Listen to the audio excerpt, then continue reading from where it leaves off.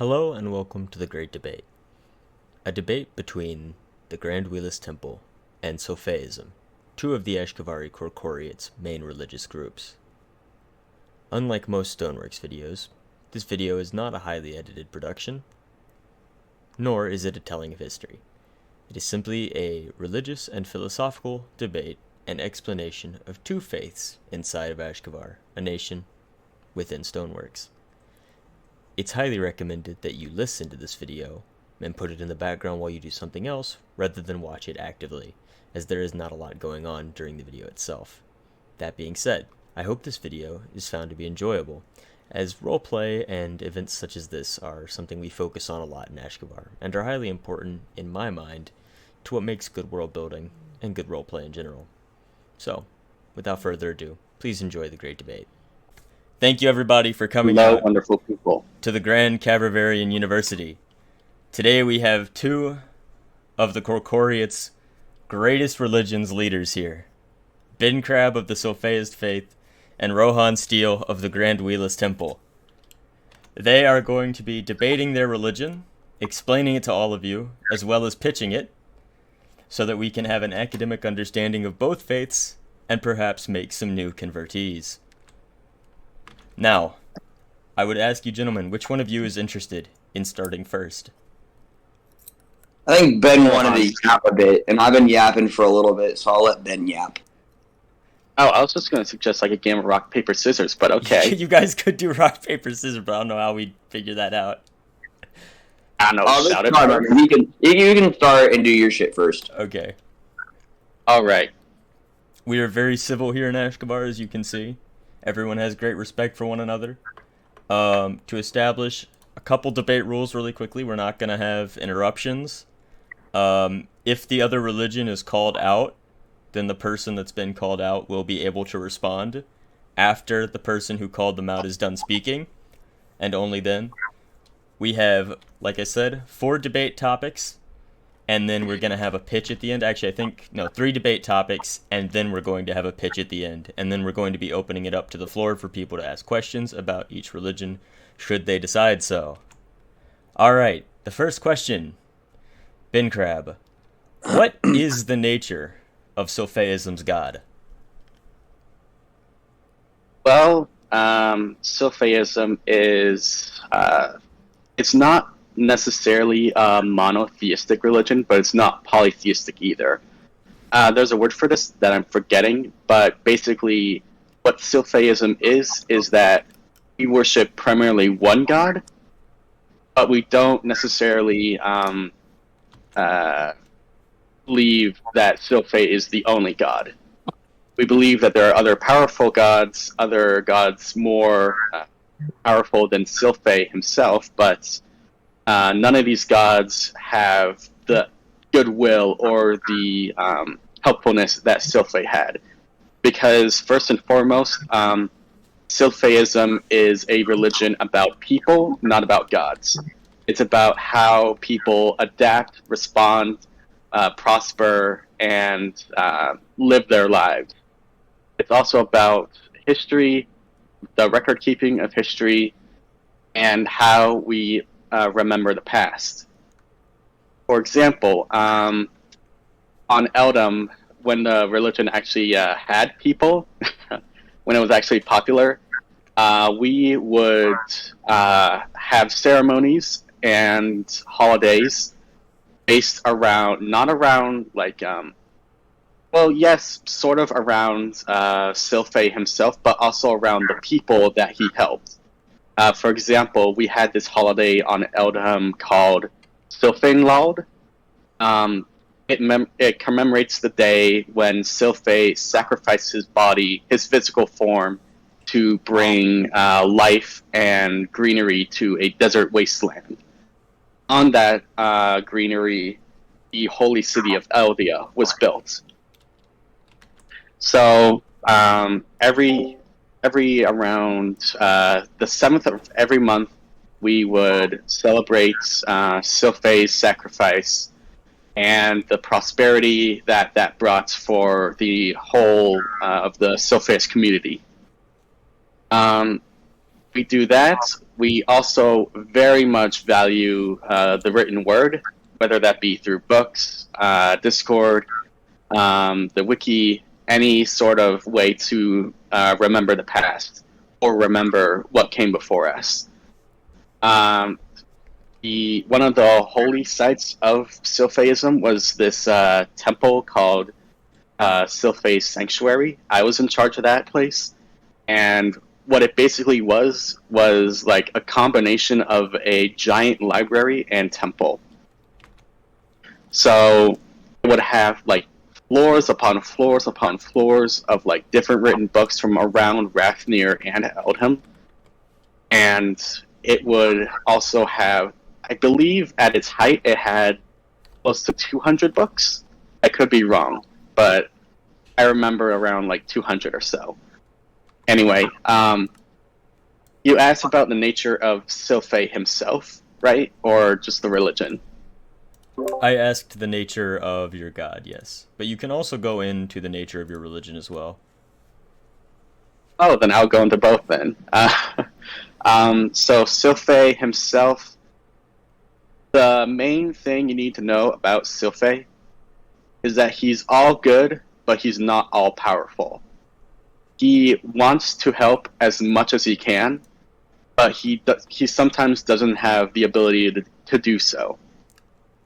For example, Bree Wilther can back me up on this. On Eldham, we figured out that Silphae was one of the sealer gods that makes up the cube. And Silphae's role as one of the six was record keeper, and he was meant to remain on Earth and keep records of what has been happening, or because the other gods were not in this plane of reality. They were in their own realms. So Silphae was sort of in charge of like information. That evolved over time when he came across this group of people in the desert. Specifically, he came across this great leader named Alexander Dawid. I've actually written a song or two about him through AI. Not technically written, but anyway. Alexander Dawid, he managed to unite all of the people of the desert through military conquest.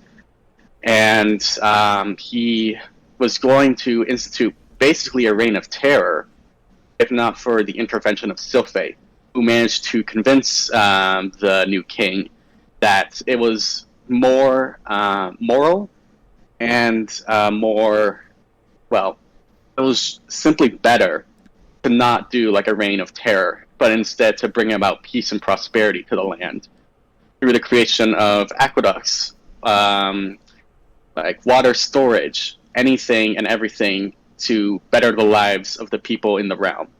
Alexander heeded this, and he became the first Silphaeist, in some sense of the word. The name Silphae is not his own name. That's a name we assigned him. We don't actually know his real name. He probably doesn't even have a real name. But we started calling him Silphae, and that sort of it just sort of stuck over the years. Anyway, fast forward, and during the reign of King Bethel, long story short, King Bethel was extremely corrupt, extremely bigoted. He wanted to return to the days of like people constantly fighting one another, and what he did was institute basically a purge against the kingdom's Silphaeist community, and a lot of people joined in on it. In the end, Silphae wasn't able to save everyone. He was only able to save a few people. Because of that, he went into a self-imposed exile for 500 years, because he believed that further intervention would only lead to more harm, as his previous intervention led to this this whole situation. Silphe eventually returned, and that brought about the exodus from the desert to a new land. And what this exodus was meant to do was get away from the whole, get away from the land that they were on, that was covered in blood, covered in horrible memories, generational trauma, go somewhere new, start anew, and finally prosper once again. It takes them about 40 years to do so. They finally reach Eldia, or the site of Eldia. Silphe sacrifices his body, and modern or latter Eldhamite Silpheism is created. This was around September of 2021. Anyway, so Silphe, again, he is all good, but not all powerful. He values knowledge and record keeping from his original role in this world. He also values material wealth and the prosperity of his followers. Let me first define material wealth. This has been a point of contention for a while. Material wealth just means having everything you need to survive and thrive. It's not like Silphe endorses stealing from people or amassing large amounts of gold or anything. It's just Silphe wants you to be thriving. He wants you to have food, shelter, water. He wants you to have access to literature, access to your history, access to memories. So in the end, that is what Silphe is. He is the embodiment of all that is good. He's the embodiment of our record-keeping tradition. He is the embodiment of everything we value as a culture. Yes, Silphe wants access to your browser history. I'm not sure about that one. But with the end of your remarks there, we now turn to Rohan Steele. Could you please explain to us the nature of Wheelism's god and a bit of the natures of the religion as well? Alright, so I didn't want to interrupt earlier, but what he said about how the religion isn't primarily a praising of one god, but it still has a pantheon, well, that's called in history is henotheism. Heno theism. It's actually practiced by the old Israeli Jews who originally had their religion where actually God was on a pantheon of smaller Semitic gods. So I actually took the specific Canaanite pantheon and I've worked it over and added gods in different elements.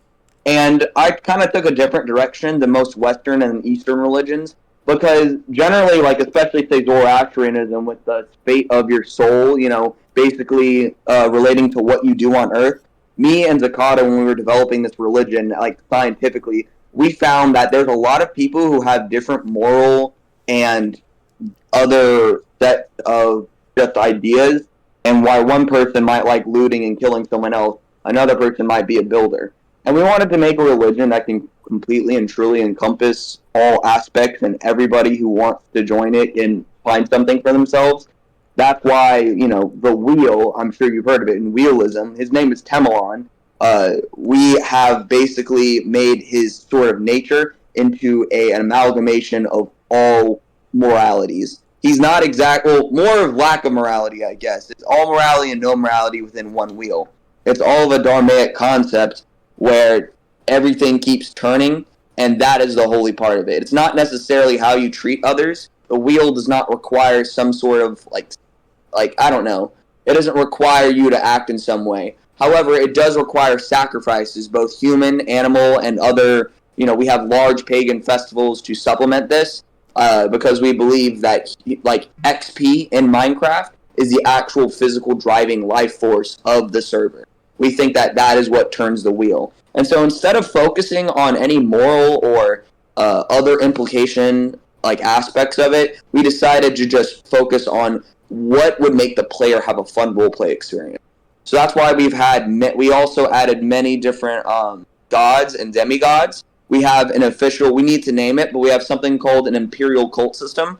We adopted it from Rome, and we already have, I think, 2 or 3 other minor religions currently within Ashkavar who have adopted themselves as imperial cults of wheelism because, like I said, it's a henotheistic religion. We have several people under the wheel.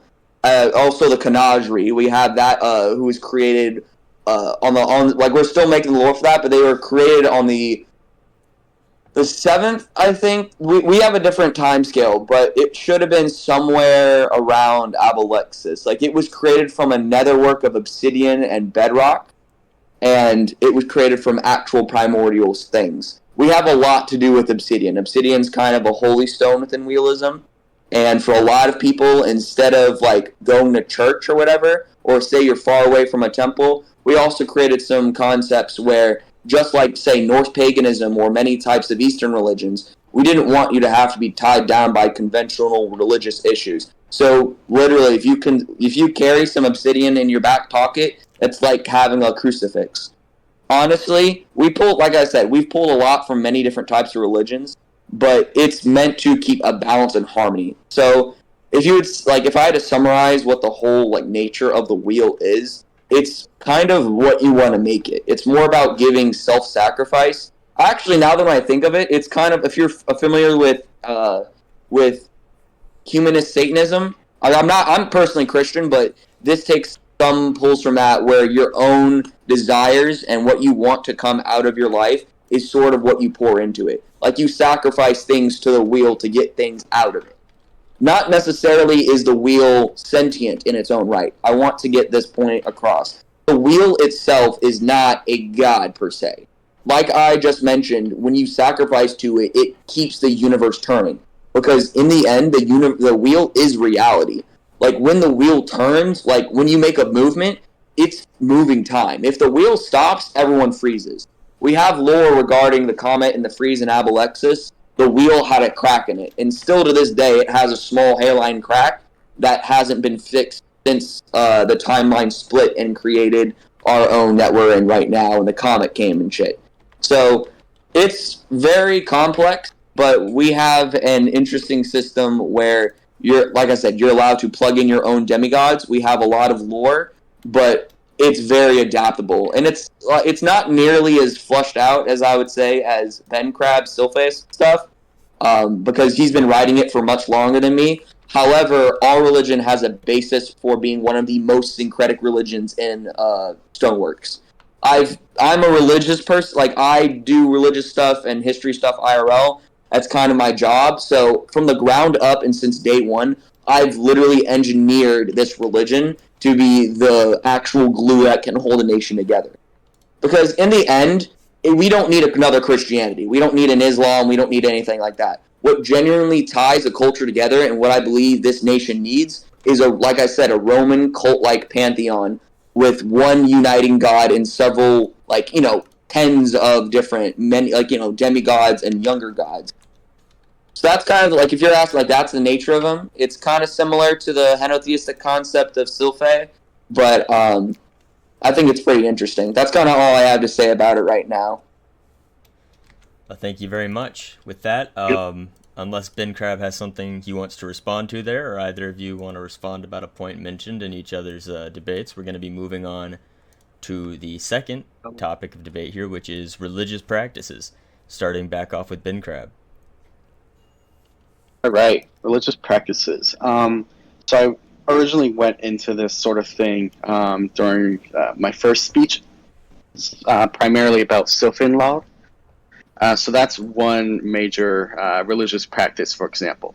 Another example, let's see. It was during, this was long ago. It was during the whole arc around finding Sylphe's 8th altar.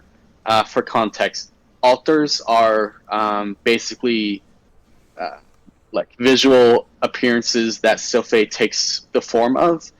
Sylphe, fun fact, does not have a physical appearance, so instead, the entire Sylpheist community represents Sylphe through a blue ankh. as that's the most like common form that he actually takes up. So we have been looking for the 8th altar. He had 7 known altars, and he said he had an 8th one, so we have been looking for that one. We eventually found it, but that's beside the point. What I wanted to bring up were all of the rituals and sacrifices that we did to get there, because those sacrifices and rituals that we did went beyond that and became incorporated into the whole Sylpheus tradition itself. For one thing, no human sacrifices. It might be a bit of a buzzkill, but hear me out for a second. So, a lot of Sylpheism gets its traditions, gets its practices from when all of the Sylpheus were still living in the desert. This was during a time when killing each other for like scraps of food or anything really was common. It was common to kill your brother. It was common to kill your children. It was common to kill your parents in this age. So as a result of that trauma, there is no more. There is no human sacrifices allowed in Sylpheism, with exceptions. There are exceptions to this, but I'll get to that later. There are no animal sacrifices for the same reason either, because the value of life is much stronger than trying to appease Sylphe. Actually, Sylphe himself requested no human sacrifices or no animal sacrifices. Instead, he suggested we sacrifice lapis. As that ore... I kind of see that, sorry. No interruptions, as that please. That ore contains... has the ability to contain Sylphe's magic. So that's why all over Thanasis you see like bits and pieces of lapis blocks here and there. It's because each one of them holds a little bit of Sylphe's magic.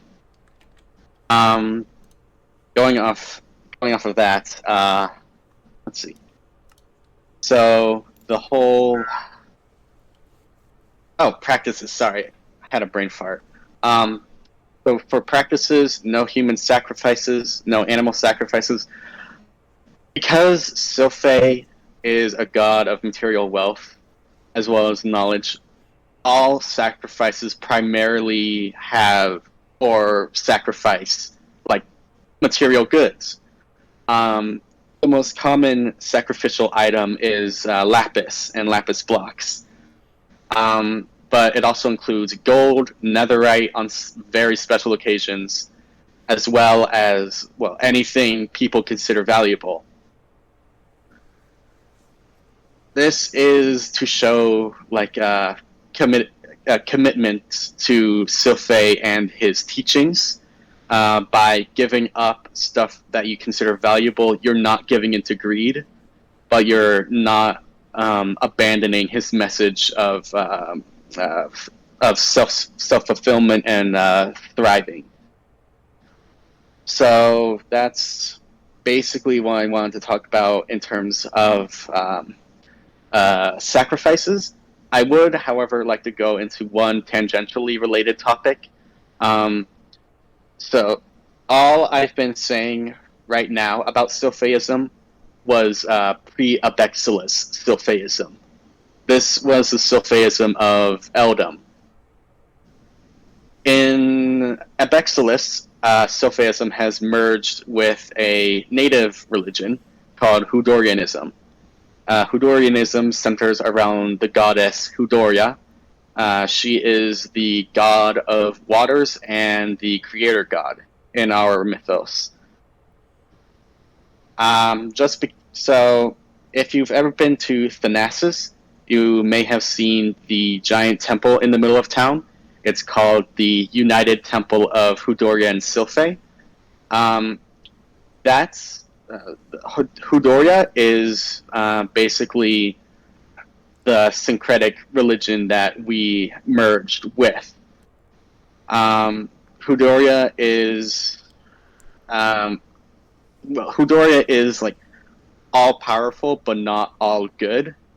So like the exact opposite of Sylphe, basically. She represents like the waves, the destructive power of water, but the creative power of water as well. I feel like I'm getting off track here. Sorry. So yes, right now we don't have any practices around Hudoria because that is way too recent, and literally no one is practicing Sylphism at the moment, apart from me. So for like sacrifices and all that stuff, look back at pre-Abexilis Sylphism. You'll find all you need from there. Sorry for going a bit. Yeah, that's it. Sorry for going a bit like all over the place with that. No problem. I think you clearly communicated some stuff, especially about the Hudorian part, which wasn't mentioned previously. And of course, to everybody in the audience, these religions are still being worked on, so practices, of course, are going to come over time as well. Moving on to Rohan Steele, I posed the same question to you. What can you tell us about Wheelist religious practices? So we took, me and Zakata, when we were designing the religion, we took an in-depth look at what kind of cultural things we wanted to adapt.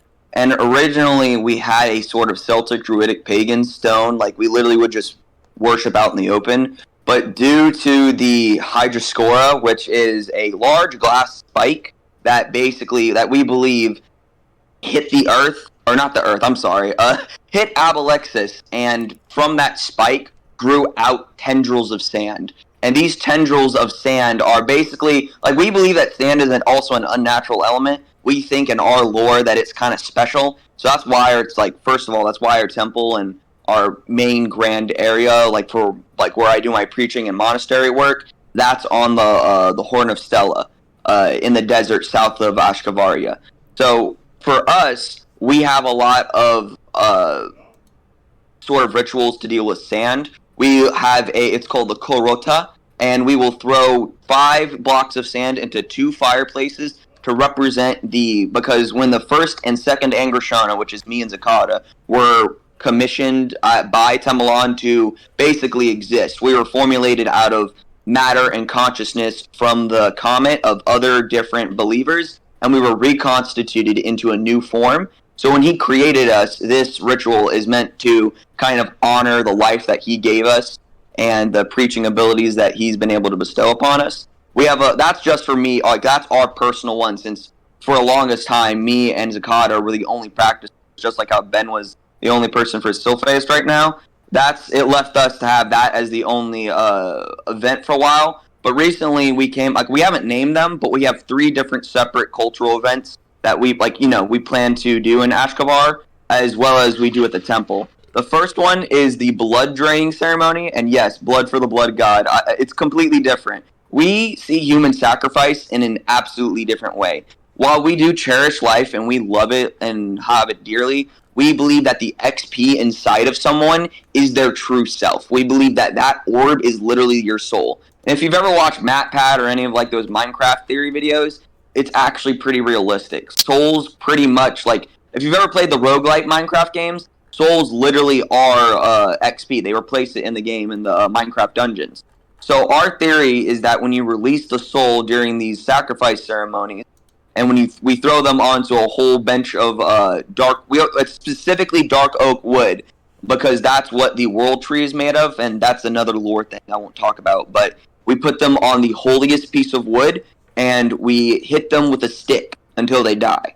There's another thing. We believe that pain is also another thing that can turn the wheel. It's only voluntary. Hear me out. This is not like the mines where you'll be forced to be sacrificed. The person put on the table has to voluntarily ask and wish for this. It is one of the greatest things you can do under Temelan's reign, because it shows what you're willing to do and what you're willing to go through to ensure that the wheel turns no matter what. Because in the end, it's not just us who dies if the wheelists fail. Everybody in Abalexis will go to they'll go to hell, and they'll just not exist anymore if the wheel just stops. like we said, the crack in the wheel from the comet and all that stuff previously, and Rathnir and Eldham, the crack was a major issue. It has formed many different entities out of it. That also leads to our second ceremony, which has to do with the dark arts. We can call upon different entities and demons and stuff. Like one of our demigods, Kostara, he is the basically king of the underworld, but we took a Hades approach. We chose to, instead of having him like the devil, more of just like general manager of the underworld. So we basically make this pit. It's about 6 blocks wide by 6 blocks wide, and we fill it with charred material, just black stone, netherite. We light it on fire, and we all sit around it, and we have some verses that, like, I don't remember them, but we copy and paste them. But we have some verses that we all chant in a circle around it. It's meant to represent the eternal brimstone that the god has to endure to keep all the souls intact that he pulls from the bodies. Because like we said, how XP is a holy thing, and it's a very in-depth and it's a very sacred and respected part of realist culture and realist religious ideas that we plan to conserve it all as we can. We don't want any part of it being wasted. So that's our second. I don't remember the third one because we literally are in the process of writing it. So I'm trying to read the second part that we recently came up with. So this one, unlike the last two, they're not very dark. This is more of we're trying to think of a name for it, but it's sort of we're going to be around like a renewal birth kind of ceremony where we put a lot of plants in an area and we allow it to grow naturally and just spawn out and keep growing into the desert. This is, like I said, this is another ceremony that we're just making, we're just writing, but we want to have some nature worship and kind of some oasis worship inside of the desert, because we also believe that the life is a gift from the dead souls, and that all trees and life have come from the XP. That's kind of it so far. We're trying to create cultural events and different types of sort of seances and other things, but it takes a lot to write a religion. But that's how I have so far for the kind of like customs and whatnot. All right, thank you very much. We're gonna go. Hopefully, would you like to respond? My apologies. I'd like to bring up one point that I forgot to mention earlier. Earlier, I said that human sacrifices were not allowed, with one exception. There has been one human sacrifice in all of Silphaism, and it was allowed under very, very serious, not serious, but like very, very strict circumstances. So this was this was right before the final battle with Segra in Eldham. The prophet Adonis Boltoth, he was growing old. He had reigned as the leader of Silphaism for decades. He oversaw the fall of Eldia at the hands of Segra. He decided to sacrifice his physical form to give Silphae enough power to help in destroying Segra. This went against all concepts of refusing human sacrifices, except this was fully voluntary, and it was for something greater than himself. This was not for anything selfish at all. This was specifically just to help Silphae in defeating Segra. Because of this selfless act, this human sacrifice was allowed, but this is only a unique circumstance. This did lead to the fall of Segra, or at least partially lead to that. But yeah, that's the only human sacrifice we've had so far, at least. We've had 6 sacrifices just this past week.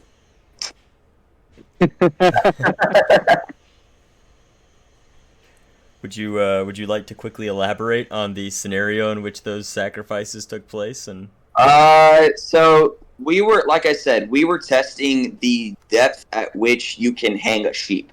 One of we were talking. We have a very deep pit. We call it the class stall, and it's in the back of my temple, and it's about 4 blocks wide, and it just goes down to bedrock. And we found out that you can actually like hang, literally, like if you tie a lead to animals, you can hang them, and they just die.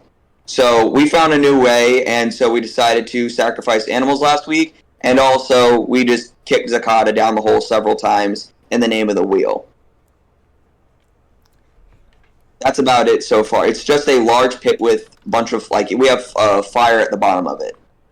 that does We're seem going to expand upon it, and we're actually going to put, like, a little well above it, like, those sand kind of, like, wells you see auto-generated in the desert? We're going to make, like, a little temple thing around that. It's towards the back of my area. It's by the if anyone here has ever seen my temple and you're aware of the mangrove forest, it's gonna be cleared out, and that area is where the pond and the deep hole is, which is gonna be used for the sacrifices. all right. Keeping the debate going, we're gonna move into the topic of creation myths. I'm not talking about how you came up with it, in real life. I want specific roleplay creation myths. So, starting with Ben Crab. All right. So first, I'd like to discuss the creation myth of Houdorianism. So first, there was Houdoria. This was during a time when nothing basically existed except Houdoria and 2 serpents. These serpents were agents of chaos, and Houdoria was fighting against them for eons, or for as long as anyone could remember, if anyone were alive back then. What Houdoria did to finally end the war between her and the serpents was she created water. She created all the water that we see today, and she slew the bigger serpent. The little serpent managed to get away, but in all intents and purposes, the war was over. From the corpse of the big serpent, the entire world was made. Everything you see here was caused by the death of the bigger serpent. The water you see here was also created by Houdoria. In the aftermath of this, Houdoria created smaller deities. She created a shark god to look over all of the ocean's creatures. She created a sky god to guard against the... Oh, shoot, 10 minutes. She created a sky god to guard against any attacks from the smaller serpent that managed to survive.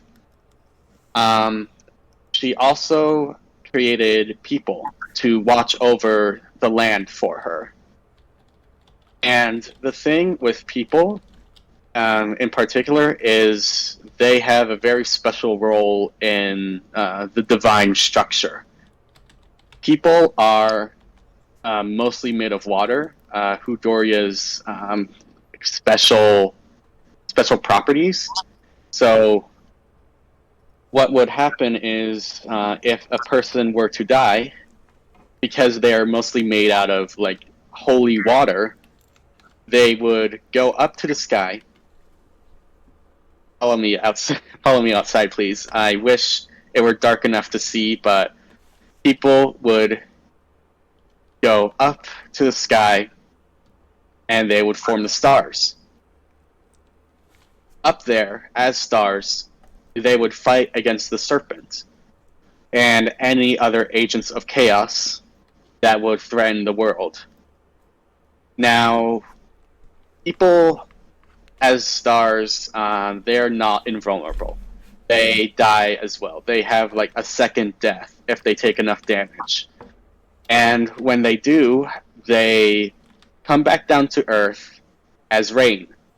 They come back down to Earth and they bring their life back to everything around us, fulfilling the water cycle, fulfilling the life cycle. That is how humans play a role in our reality. So that's how Hudorianism explains our world. Sophism, you already know how Sophism came to be in Eldham, but here it's a little bit different. So what happened in Abexilis was one of the gods that Hudoria created. Rohan, you're gonna like this. Was the Mother Tree. It's basically our version of Tree of the World. The Mother Tree was responsible for creating every single plant that we see today. From the grass to the trees, everything is the product of the Mother Tree. And what happened was one day, Sophe emerged from the Mother Tree into this world from Eldham. And Sophe basically told the worshippers of Hudoria that he came here in peace, and he came from a world that was dying. So he needed to bring his followers with him. And he believed that the Hudorians would be best suited to help assimilate and live with the Sylphaists. This was 300 years ago, so 300 years before Eldham eventually collapsed. By the time the Sylphaists arrived, the Hudorians welcomed them, at first reluctantly, but they soon got along with each other pretty well, eventually leading to a sort of hybrid culture between Hudorianists and Sylphaists. And this was this was shown in the form of the Thanasis generator. For those who aren't aware, underneath Thanasis is a giant steam generator. Now, let me explain what this has to do with the religion. Hudoria provided an infinite source of water for the inhabitants of Thanasis. Sylphe provided an infinite form of magic in the form of infinite heat through his blocks of lapis. And put together, they created an infinite source of steam. And from this, the generator was built so that we could power the entirety of Thanasis using the steam generated by these two gods. So that's basically how Sophism and Hudorianism came to be in Abexilis. All right, thank you. And before we move on to Rohan Steele's, we do have a restart coming up. Rohan, do you think you could go over the creationism in about 5 minutes? Or Yeah, within that time. Okay. So I just want to really quickly, after Rohan goes, we're gonna take a very brief intermission in the debate to allow for the restart to happen. After the end of the restart, we're gonna go into both religious leaders pitching their religion and then questions and answers. So, okay, Rohan, the floor is yours. Alright, so essentially during the beginning of all worlds, there was the 4 parts of the primordial chaos mist. They were created by Castakal, who is kind of this, not an entity or a god per se, but he existed before Temelan. He is sort of the Titan god that existed before. Nothing is absolutely known about him. All we know that is he kept the 4 pieces of darkness in balance. However, Temelan, during this balance, he was created out of these literal dust of the universe and created out of all the stars that were compacted into one, and he made this sort of flow. And as this flow picked up, and as it kept going, it created a solid form in reality, which we know as the wheel. When the wheel was created, and when the wheel was formed, reality began to take shape. Blocks came out of nowhere. Pixels came into existence. Water fell from falls, and plants began to grow. That's basically the story here. But as for the that's how the wheel was created. As for the pantheon of demigods, trying to keep it short, we had a very interesting kind of story for this. We literally added, with the XP being a soul element, Temelon created XP as his sort of Holy Spirit guide for humanity too. We believe that when you ingest it, you also get the memories and everything of these people. The reason why I'm mentioning this in my starting story is that XP was a part of Temelon that he split off from himself. So whenever you take in XP, you're really taking a part of him. And so when he split off the first creation of experience from himself, he created the minor gods of Cloaker and Reaper. Cloaker and Reaper were sort of we're going to change their names eventually, but this is just the instead names. These were the two chaos gods who did not agree with Temelon and started a war. The war eventually, they tried to kill him and get up to the the Calican Hall, which is really, really high up that you have to do a lot of drugs to get to, basically.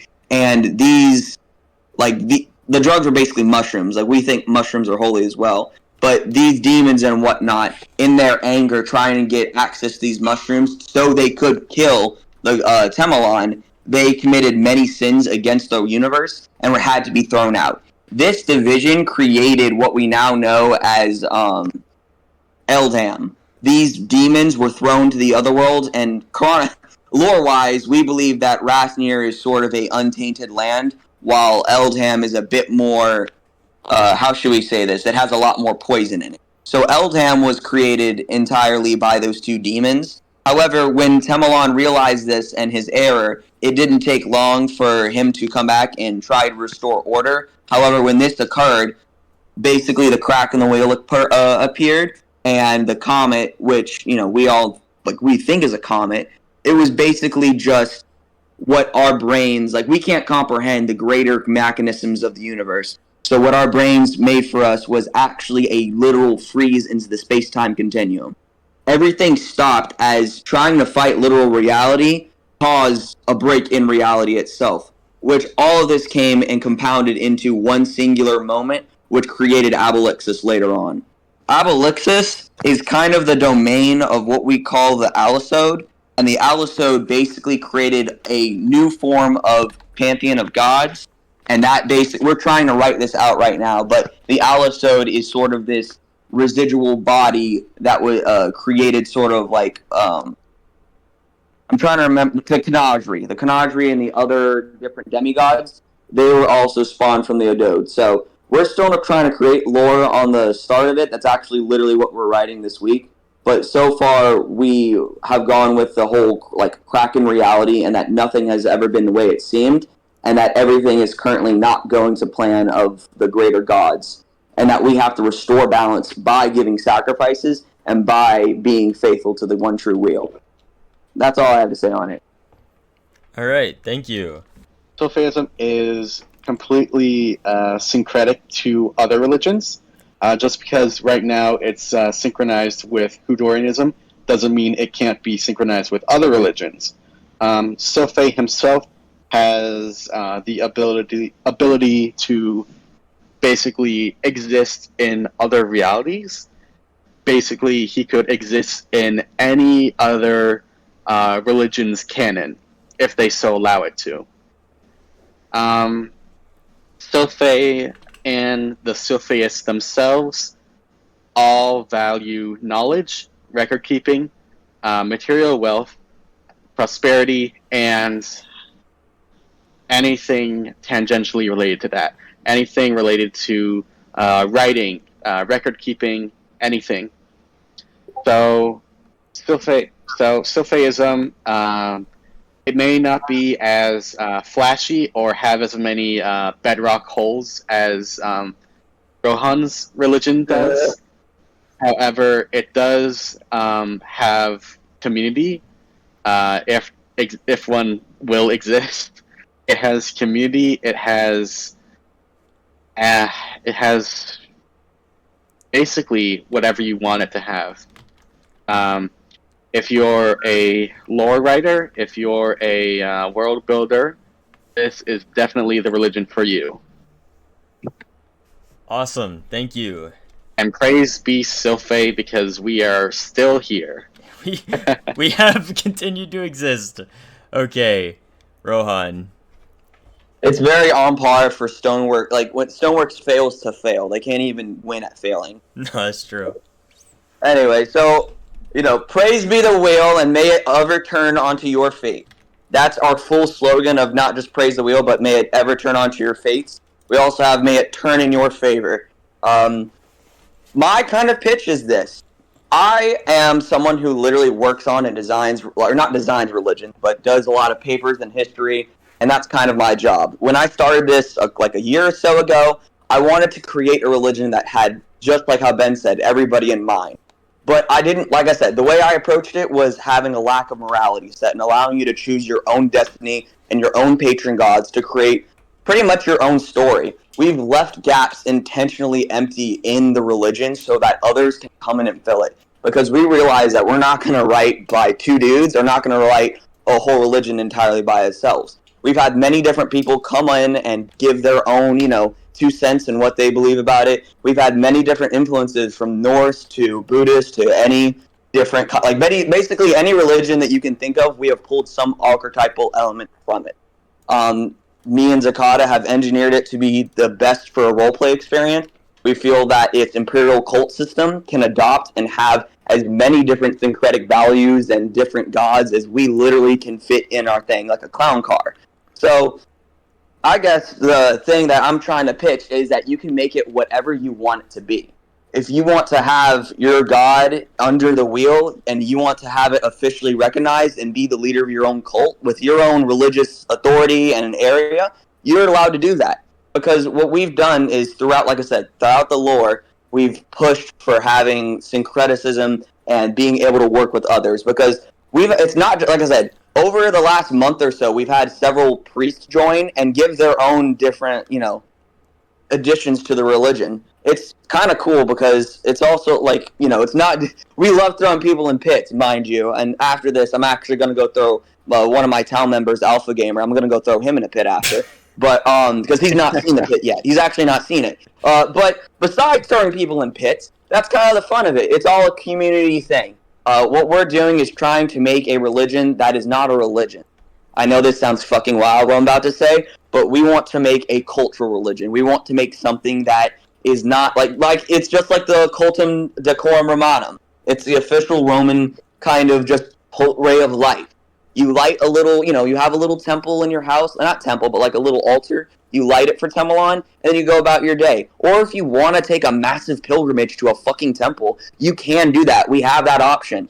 And I'm sure there's many temples being built. Like, there are literally 6 or 7 other wheelless temples I'm aware of in total that exist around the map of not just Iristoia, but beyond, in the Rat Kingdom, too.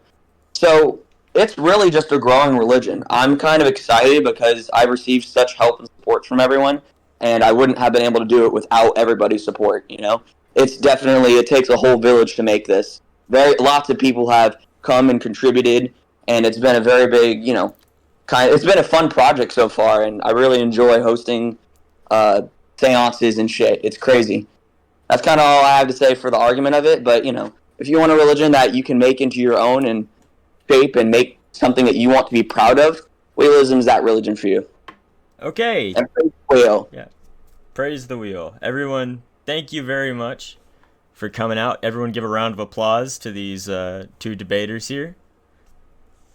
We're going to be opening up the floor to questions now. So the structure that this is going to take is you're going to go in the Discord, assuming you have a microphone, and request to speak. I'll be pulling people up on stage in a first-come, first-served basis. And the way that you're going to address these questions is you're going to say who the question is being addressed to. So, for instance, like Rohan Steele, blah, blah, blah, blah, blah, or Ben Crab, blah, blah, blah, or you can address it to both members of the debate. And so we are going to be doing this for basically till we run out of questions. So, that being said, if you have a question you would like to ask, Ben Crab or Rohan Steele, you can now raise your hand in the stage channel and request to speak. Hey, Rohan Steele. I know in Wheelism, you came up with a explanation to why Rathnir, Eldham, and Abex exist, but what about the worlds before those? So About Jagdas and why was Jagdas destroyed? Jogdus, what is that? Is that the test server for Elham or something? Jagdis was the world that came before Rathnir. I didn't play at that time, so I'm not aware. I only started playing during Rathnir, so I unfortunately have not made lore for that. But to retroactively kind of give you an answer, but everything before Rathnir technically was the four chaoses of the main devil and shit that actually made the universe. Not the main devil. I'm sorry. The main archetypal primordial chaos god. He's the one who made the universe. That's the only answer I can kind of give. But that's the thing that existed before Temelon. But if you want, if you want to look for some writing on that, definitely shoot me a DM. I can start developing writing about that if you give me some information. But unfortunately, since I didn't play, or I don't know too much about that, since I didn't play during that time. May I ask one more question? Sure. Okay, so is the wheel a physical entity, and if so, is there a place where I can go and physically find it? Both, yes. It is. It is a physical entity. Also, it is an inphysical kind of a metaphor. It is reality in itself, but there is a physical wheel. Like I told you, the demons were trying to get access to shrooms, which would grant them the ability to open their eyes into the realm where Temelon fit, like his quote-unquote body, his wheel that lived. Currently, in world, if you're looking for like the most holy spot you can go to, the Grand Wheelless Temple that is being constructed, we're making an inner oasis like in this desert with moss and everything, surrounded by the temple and stuff. And it's going to have a massive wheel, like a very nice sized wheel there. And we plan to make some lore that basically the stone and stuff that was imbued there, it would be the first statue that was created with the help of both XP and normal elements merged together. So, like, if that kind of gives you an answer, I hope it does. That's a pilgrimage spot. It's wholly because of different reasons. But that's not, like, the wheel itself, you know? Okay, thank you. I definitely like your religion wheelism. I think it's really cool. I think I'm done now. Thank you. Hi. Crystal Cad stated and repeated for you, Rohan, that you have an explanation for the existence of the worlds. I might have missed it, but I'd like to hear Sophism's take on the same concept. Perhaps you're repeating yourself, but I might have missed it, so thought I'd ask. Can you rephrase that question? Sorry. The reason for the creations of the world. And who is this question for? Ben Grab. All right. So Sophe, he's not the most powerful god. He's not responsible for literally anything, or not anything. He's not responsible for everything that's happened. For example, when he was created alongside the 6 other Cubist sealer gods, he went through Paxia, Jagdis, and early Rathnir as just a recorder, just someone who records what was going on and relays it back to the other sealer gods. He only changed this on Eldham when he ran into the desert people. Let's see. But that doesn't explain the whole the Arister comet or anything about that. And, well, truth be told, there isn't anything Sophe caused that could have led to this. There is nothing in our religious texts that can explain why this happened or how it happened. We just know that it did happen. We know that Silphe was not powerful enough to stop it. We know that he basically opened a portal from Eldham to here to send all of the faithful through. We know all of that stuff, but we really have no answers as to why the comet happened at all. It's still a mystery. I see. Well, that explains the question, I think, quite well. Ooh. Can I mention something? Yeah, real quick, and then I'll invite. It's not a religion. Well, not really. It's more of a building thing. I wanted to say that my temple, it literally has, like in the Aztec temples where they had for water to drain, we have stuff for blood to drain out into, like, you know how stairs can carry, like, a little bit of water if they're waterlogged? We built it to where there's a continuous loop around everywhere. I just want to let you know one of my people engineered that recently. I thought it was pretty cool, but it ties into the lore reason of us, sacrifice being holy. Just a cool little tidbit I wanted to mention before I forgot. All right. And Ibu, Azio Kyrios. Yes. I have a question for both religions. About fanatics and crusade. What's your opinion and the view of your religion about some crusade, violent crusades and their consequences? Are you asking, like, in universe? How do we handle religious wars in universe, or are you asking our personal opinion on the Crusades? The opinion of your religions. Well, my religion doesn't I don't mean to overrule Ben Crab, but I mean, personally, we don't have any, we don't have a crusade mechanic yet because we haven't had a reason for war, but we have thought about developing, we have a bodyguard whose whole thing is to be that eventually, but they mainly serve as temple guards. But we haven't put much thought into that as there's not been a use for it so far. As for the Christian Crusades, we're not going historically. We're not going historically. We're talking firmly grounded in Stoneworks. I don't know about that. I was gonna say I don't know. Okay. That's what I was trying to say is that I don't know quite much about that. But yeah, that's my answer. I just wanted to nip that in the butt. No, I wasn't gonna go on a rant. I was literally about to say that I don't have an opinion. I get you. Really. All right. Yep. Ben Crab, you're All right. So, despite the seemingly pacifist nature of Silpheism, we do in fact have a mechanism for crusading. Crusading in Silpheism means defending the faith from outside forces. The first crusade in the modern era was when King Bethel, the same one who instituted the purge of Silpheus around 500 years ago, when he was revived and brought back as a demon. That was the first Silpheus crusade we had done, and it was in defense of the Silpheus communities of Eldham against Bethel and his reign of terror.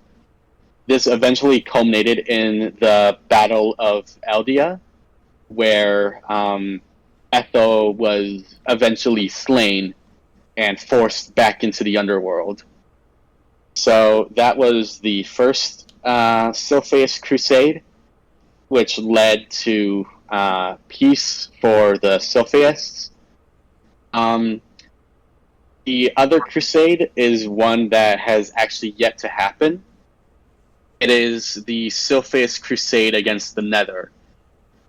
You may have heard of this from Stony. He mentioned it offhandedly in one of his announcements, that there will be a Silpheus crusade in the Nether. The story behind that is when the Nether opened up, people dug into it too greedily and took too much out of it. And that caused a bunch of Nether entities to spill into our world. So when the time is right, the Sylphae, guided by Sylphae and Hudoria, are going to go into the Nether and put a stop to this infiltration by these Nether entities. Can we join you? Well, in realism, we hell yeah. believe the Nether Absolutely. is that version of hell. Like, that's basically where all evil things live. I know that sounds very kitschy, but I will join you on that crusade. Fuck the Nether. Yeah, absolutely. All right. I think the religions might be working together. Instead of debate, I think we're just gonna go all invade. Oh, I got one. Ben, weren't you working on the religion with someone else? Yes, that's right. I wasn't the creator of Sylphaism. Okay. Sylphaism is absolutely ancient in terms of Minecraft. It was created sometime before September 2021. Mm-hmm. The thing is, I can't give you guys an exact date because I literally don't know. Yeah, well, I was just wondering because I know, like, we were in this, like, kind of interacted in, remember Rasnum and Razuni, the Sultanate? Yes, I do. Remember that? Yeah, so I was, like, I don't know if you remember me from there, but that's where I met Zakata and everything. And fun fact, me and Ben, we kind of know each other because we were in the same nation for a while. And a lot of, like, I read a couple of believe it or not, a couple of the, like, the World Tree thing. That was very interesting that you guys also have that too. Like, I like a lot of concepts in Sylphaism and shit. Like, every now and then, like, back in Eldham, I read a couple books. I'm like 90% sure I had a couple, like, the whole library, of, how many books did you have? 4? Oh, How many was God. 4, not including the Eldian Bibles. Okay. So Yeah, so I do have all your books, actually. I collected all of the Sylphaeus books back on Eldham. And I had a fan. Thank you. Very good work. Oh yeah, very good workings. Very good stuff, man. Okay, I liked your shit because it had a lot of detail with the world building and stuff. And like you said, you've been here a lot longer than me, but I really like your perspective on all this shit. Like all this shit. And since I don't know, did Zakata ever work on the religion? Just curious. Like I don't know if he ever helped. Zakata, no. There was a player named Vandrus who did help. He was basically the guy who like came up with like the foundations of the religion, and with my help, we built it up from there. All right. Yeah. Well, I didn't know if because I know Zach. He did the what's it called, the Florentism, or I remember the Florentine Sylphaeus rivalry. And for those who don't know, yeah, you giggle a bit. You remember. For those who don't know, Wheelism actually merged with with Florentinism, which was the Kata's religion, and that created the actual books for our religion, like the Book of La Critora and the Book of Ishmanra. Those were written by him and basically taken from his religion that he merged into ours. But yeah, he's done really well with a lot of the writing and stuff and whatnot. He's done very well with Celtic, like a lot of the poetry and other types of stuff.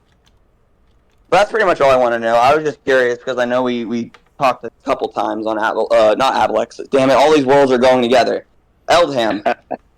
They all run together at this point. It's been so many years that I've been in this cage. I was crazy once. They put me in a room with Rat. Rubber Rat. Anyway, that's all I had to say. Alright, well, if we have no more questions, then I think this brings us to the end of the debate so far. I would like to thank everyone for coming out here to Cavervaria's most learned halls in this university here. A place of knowledge, world building, and roleplay in the future. With that, I'd like to thank both Ben Crab and Rohan Steele for coming out here today and yapping to us about their faiths. Yes, sir.